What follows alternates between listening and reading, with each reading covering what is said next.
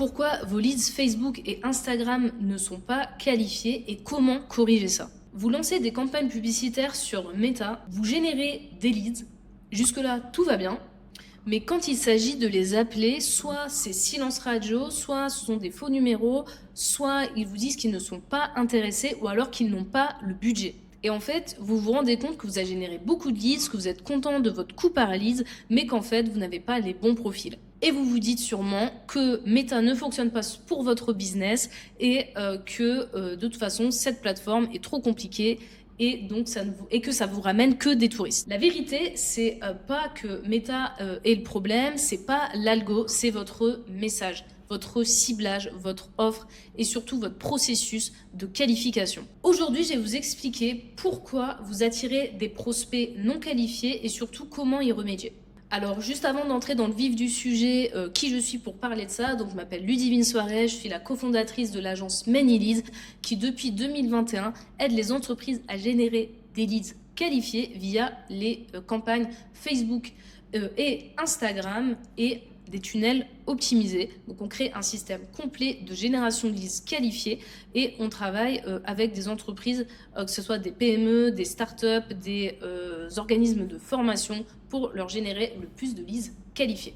Donc sans plus tarder, on va voir ensemble d'où vient le problème quand vous obtenez des leads qui ne sont pas assez qualifiés. Donc déjà, il faut voir ce que non qualifié veut vraiment dire.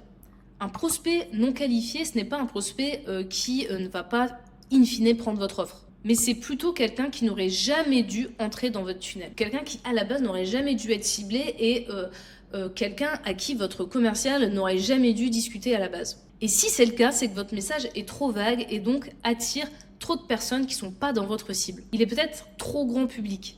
Et aujourd'hui, ce n'est pas l'intérêt qui cible les bonnes personnes. Donc dans Meta, si vous utilisez des audiences par intérêt, ce qui va vraiment permettre de cibler les bonnes personnes, c'est la créative et le message publicitaire de votre créa.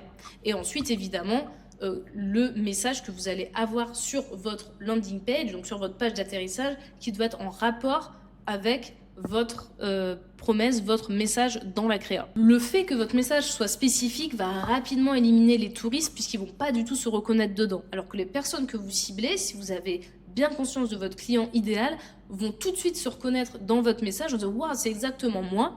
et vont forcément être plus enclins à vous donner leurs informations puisque vous pourriez résoudre leurs problèmes. On va prendre un exemple classique pour illustrer tout ça. Vous vendez des panneaux solaires et votre pub dit « Obtenez un devis gratuit maintenant ». Le problème, c'est que là, vous parlez à n'importe qui, dans n'importe quelle région, dans n'importe quelle situation, que ce soit propriétaire, locataire, que ce soit quelqu'un qui a plein de crédits, pas de crédit. Bref, vous allez recevoir une avalanche de leads, mais beaucoup ne seront pas dans votre cible, que ce soit votre cible géographique ou votre cible de client idéal. Donc, pour éviter les curieux, on va affiner notre message. Je fais quand même une petite digression ici. On va affiner notre message, c'est pas pour saboter notre travail avec des formulaires Facebook. Vous devez à tout prix éviter aujourd'hui d'utiliser les formulaires Facebook puisqu'ils vont vous amener du volume, mais pas de qualité. Donc, passez par ce qu'on appelle des pages d'atterrissage, des landing pages. Ne passez pas par les formulaires Facebook, même avec l'espoir de vous dire que le volume va compenser la qualité. Je peux vous dire que les formulaires Facebook ne vous amèneront pas de résultats pour en avoir testé et les tester quand même régulièrement pour voir s'il y a une amélioration. Pour l'instant, ce n'est pas quelque chose d'intéressant en génération de leads. Peu importe ce que vous voyez sur les réseaux, j'ai dépensé des dizaines de milliers, voire des centaines de milliers sur des formulaires Facebook au fil des années. Je peux vous dire que ça ne fonctionne pas. Donc maintenant, comparé avec ce que j'ai dit juste avant, c'était même pas propriétaire, genre faites un devis. Là, c'est propriétaire de maison. Obtenez votre plan de rentabilité solaire personnalisé si vous êtes situé en région PACA. Donc déjà là, on élimine les appartements, on élimine ceux qui ne sont pas en région PACA, on élimine les locataires. Si vous êtes un organisme de formation et que vous dites formez-vous gratuitement à l'IA, on a déjà quand même la spécificité que c'est l'IA, mais on n'a pas non plus une promesse de fou et un message de fou sur la créa. Alors que en plus gratuitement, alors là, on va vraiment avoir ceux qui cherchent tout ce qui est cadeau, et pas forcément des personnes sérieuses qui cherchent à booster leur carrière. Donc, si vous êtes en risque de formation, vous pouvez dire, si c'est votre cible évidemment, salariés ou demandeurs d'emploi, accéder à une formation 100% financée pour décrocher un poste en cybersécurité.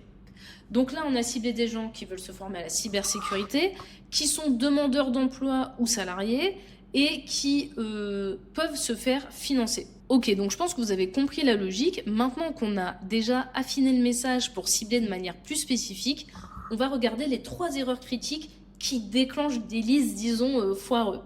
L'erreur numéro 1, c'est le message flou ou trop large dans la créa. Et c'est ce qu'on a vu, puisque ce n'est pas le ciblage qui fait la qualité du lead aujourd'hui, c'est votre message publicitaire.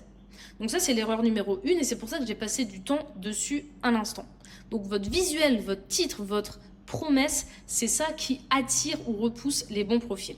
Donc là, mettez un soin quand même dans la créa à transmettre le bon message. Et ça ne veut pas dire dépenser des milliers d'euros dans un studio créa. Vous pouvez très bien faire ça avec des créas statiques. Dès qu'il y a le bon message, ça passe. Ensuite, l'erreur numéro 2, c'est récupérer un lead trop vite sans le qualifier. Donc ça, c'est pour ça que je vous parlais des formulaires Facebook où on vient mettre juste nom, prénom, on va mettre des logiques conditionnelles, mais la personne, elle part pas de Facebook. Elle n'a même plus le souvenir après d'avoir rempli un formulaire. C'est beaucoup trop rapide pour que ce soit qualifié. Donc, mettez quand même des questions de qualification avant de récupérer un lead. Donc, selon le secteur où vous êtes, ça peut être le revenu du foyer, ça peut être le nombre d'enfants, ça peut être le fait d'être propriétaire ou locataire, comme on l'a vu, ça peut être le statut professionnel. Il y a plein de questions possibles. N'en mettez pas trop. J'ai fait une vidéo récemment, Benchmark 2025, où j'explique que les taux de conversion sont aussi liés au nombre de champs dans le formulaire. Donc mettez 3 à 5 questions de qualification, vous savez que ça vous aide pour qualifier votre lead. Donc tout ce qui peut aider en fait à savoir si c'est un lead chaud ou froid. Okay. L'erreur numéro 3, c'est de penser qu'il faut avoir 0 friction. Moi, je pense qu'en génération de leads en 2025, il faut avoir ce qu'on appelle de la friction intelligente. Parce que 0 friction, ça veut aussi dire 0 sélection. Donc c'est justement ce qui se passe avec les formulaires Facebook. En effet, il y a 0 friction, mais il y a quand même une qualité de lead, disons-le, qui est vraiment médiocre. Donc évitez de penser qu'il faut mettre 0 friction. Oui, il faut que ce soit fluide, on n'est pas là pour compliquer le parcours utilisateur, mais il faut quand même qu'il y ait un minimum. Parce que même si ça paraît super pratique, c'est le meilleur moyen d'avoir ces fameux leads qui ne nous intéressent pas. Donc, si vous voulez, au-delà du volume, de la qualité, ajouter de la friction en mettant des formulaires un peu plus longs. Vous pouvez faire la technique de mettre uniquement sur la page d'opt-in, le prénom, email, numéro de téléphone. Et ensuite, il y a un pop-up ou une redirection vers des questions un peu plus qualifiantes. Vous en posez 3-5 supplémentaires. Et ensuite, vous donnez le contenu à la personne. Maintenant, comment qualifier sans tuer la conversion ? Parce que oui, on peut poser des questions sans faire fuir les leads, mais il faut que le formulaire soit construit pour aller droit au but. Donc prenez uniquement les questions, mettez des questions où vous savez que les infos que vous mettez sont uniquement les informations dont vous avez besoin. Ne rajoutez pas de fioritures en fait. Allez vraiment directement à votre objectif, ni plus ni moins. Un exemple, c'est que si vous n'avez pas besoin du numéro de téléphone dans votre tunnel parce que vous passez beaucoup par l'email, ne mettez que l'email et ne mettez pas le numéro de téléphone. Ok ? Donc pour illustrer ça, je vais vous montrer un graphique qui montre le taux de conversion vs le nombre de formulaires.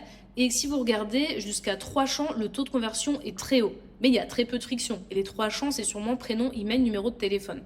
Et à partir de 4, ça chute. Ok ? Et à partir de 8, ça remonte. Parce qu'en fait, quand vous atteignez, si une personne remplit 8 champs, c'est qu'elle est plutôt qualifiée. Donc on peut poser plus de questions si la valeur perçue est forte. La personne qui est vraiment intéressée, vous pouvez la qualifier quand même jusqu'à, là on voit un 8 formulaires, ça remonte, donc 8 à 15 questions sans que ce soit un problème. Mais il faut que le message soit bon. Il faut que la créa prépare bien le terrain. Et en bref, plus de chance et plus de friction, mais une friction bien placée, c'est plus de qualification parce qu'il y a plus de sélection naturelle. Et en plus des questions, vous pourriez ajouter une vidéo courte avant le formulaire, expliquer qui est concerné, qui ne l'est pas, ajouter un bouton clair, oui, je veux vérifier mon éligibilité, oui, je veux me former en tant que salarié, et en fait, vous allez filtrer naturellement comme ça, donc vraiment, n'hésitez pas à rajouter un peu de friction. Si cette vidéo vous a aidé, abonnez-vous à cette chaîne. Activez la cloche pour les notifications, mettez un petit pouce pour la force et je vous retrouve dans une prochaine vidéo pour vous aider à améliorer et à scaler votre génération de leads sur Meta. Je vous souhaite une très bonne journée et je vous dis à bientôt. C'est Ludi pour la qualité.